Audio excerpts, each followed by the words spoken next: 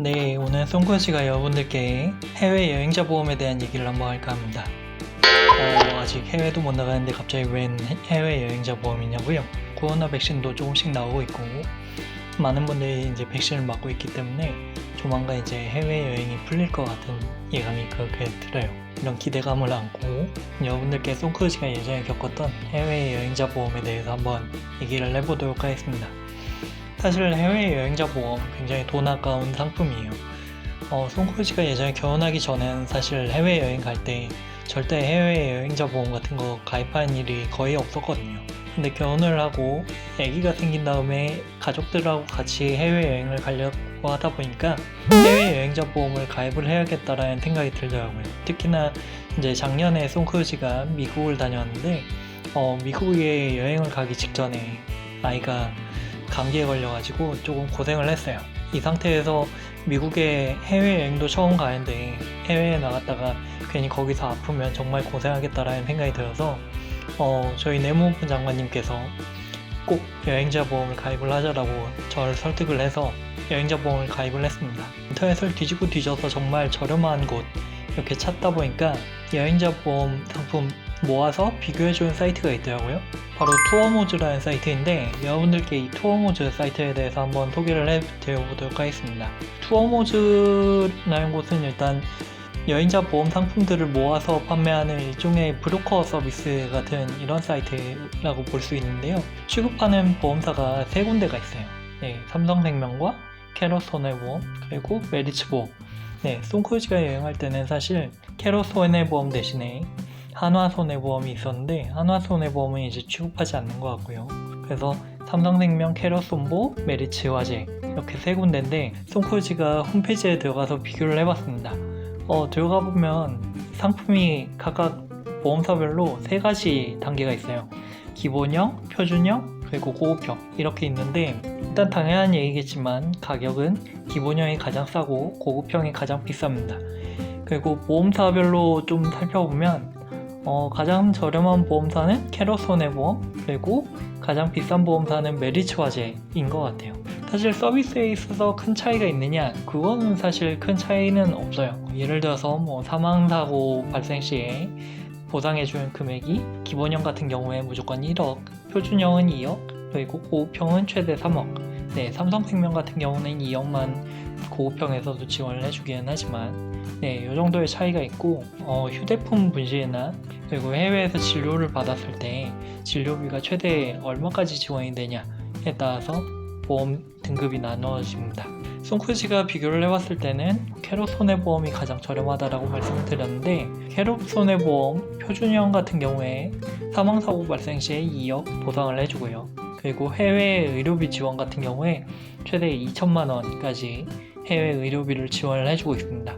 그리고 휴대폰 분실 시에 이제 캐롯손해보험이 가장 저렴하면서도 또 송크루즈의 마음을 이렇게 잡아 끄는 이유 중에 하나는 일단 기본형 상품에서도 휴대폰 분실을 했을 때 50만 원을 일단 보상을 해줘요.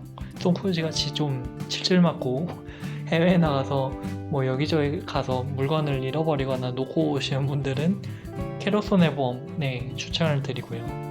근데 이제 보험사에 대한 신뢰도 이런 것들 선호도 이런 것들 사람들마다 좀 다 다르실 거예요. 그래서 삼성생명 선호하시는 분들은 삼성생명 거 가입을 하셔도 좋고 메리츠화재를 선호하시는 분들은 메리츠화재를 가입을 하셔도 좋습니다. 송크루즈가 오늘 이 해외 여행자 보험에 대해서 얘기를 하면서 이제 여러분들께 공유를 드리고 싶었던 경험이 있어요.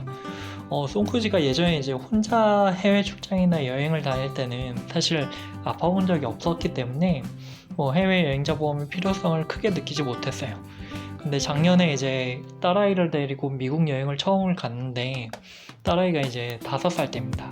막 5살이 되다 보니까 아이가 비행기 타는 것도 힘들어하고 귀가 아프잖아요. 그리고 처음 비행기를 타보니까 착륙할 때 막 멀미도 하고 이런 것들 때문에 사실 미국에 도착하자마자 원래부터 감기가 있어서 컨디션이 안 좋았는데 미국에 가자마자 식욕도 다 잃어버리고 아이가 정말 입맛도 토종 한국 입맛인데 미국에 가서 피자, 파스타, 스파게티 이런 거 입맛에 하나도 안 맞는 거예요. 그래서 밥도 안 먹고 감기는 점점 더 심해지고 살짝 열도 나는 것 같고, 그러니까 뭐 마음 놓고 여행을 하기보다는 아이 감기를 빨리 어떻게든 치료를 해야겠다라는 생각이 들더라고요.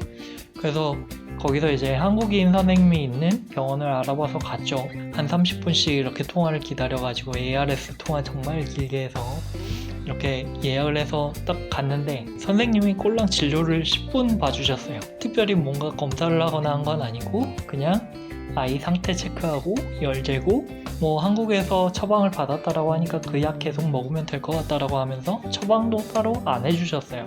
네. 근데 그 10분 진료하고 진료비가 얼마 나왔냐? 진료비가 거의 한 18만원? 한국 돈으로 그 정도가 나왔습니다. 정말 18만원이면 10분이면 정말 큰 돈이잖아요. 과연 이 돈을 여행자 보험을 가입을 했는데 정말 지급을 해줄까라는 의구심이 들었습니다. 근데 갔다 와서 이제 필요한 서류를 미리 이제 미국 병원에서 미리 얘기를 해서 보험사에 미리 확인을 하고 병원에서 다 필요한 서류들을 발급을 받았죠. 이렇게 해서 보험사에 제출을 했더니 진료비 그대로 다 환급을 받았습니다.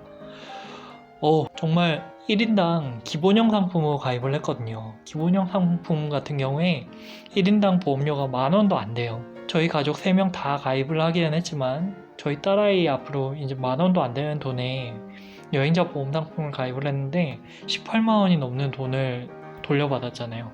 정말 송크루즈가 이제 해외여행 가족들하고 꼭 갈 때는 꼭 여행자 보험 필수로 가입을 해야겠다 이런 생각이 들었습니다. 여러분들도 송크루즈의 경험을 참고하셔서 해외에 나가실 일이 생기신다면 여행자 보험 꼭 가입을 하시고요.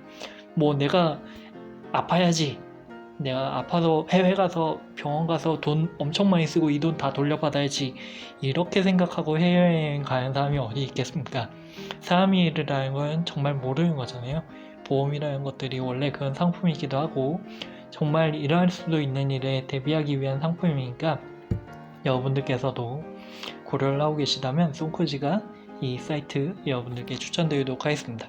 그러면 송크루즈는 다음번에 다시 일상 속에서 소소하게 전략하고 노력과 돈을 조금이라도 절약할 수 있는 또 다른 에피소드 여러분들께 돌아오도록 하겠습니다.